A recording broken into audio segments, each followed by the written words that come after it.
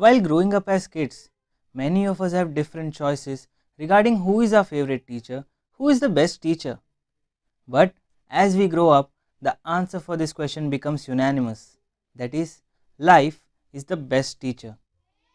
The unprecedented situations that life puts us in makes us learn more. The society being the root cause for those situations. Whatever good you do, the society always tries to find loopholes in it. Taking an instance of Surya. Surya was a car mechanic. He didn't study much.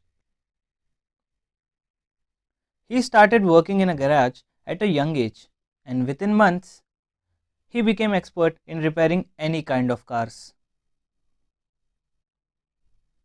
All that he wanted was to keep his parents happy and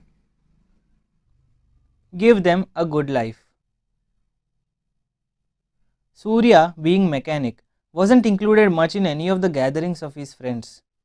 He was given short sight. All others being software engineers and bank employees, they weren't much interested in Surya being with them. Everyone are good at doing what they know best. The people who judge them makes them weak to deliver their best. Judging people is easy, but being in their shoes and doing what they do makes you know how difficult it is. Taking another instance, which is of Chandu. Chandu was an engineer. He had an amazing startup idea which would shake the market if becomes a success. But he didn't had a proper place to work. So he took his laptop and a table to start outside a shop. He also built a great team to work with. He failed to deliver the first time he tried. The second attempt also shown similar results. As the number of failures increased, the people in his support got decreased. There comes a time when there is no one for your support. At that time, you are the only one who needs to support yourself and back your strengths.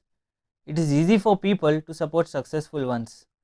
The ones who didn't supported you in your failures are the ones who will come first at you once you're successful. Life throws many problems and teaches many such lessons. All that matters is to be positive and react patiently to those situations.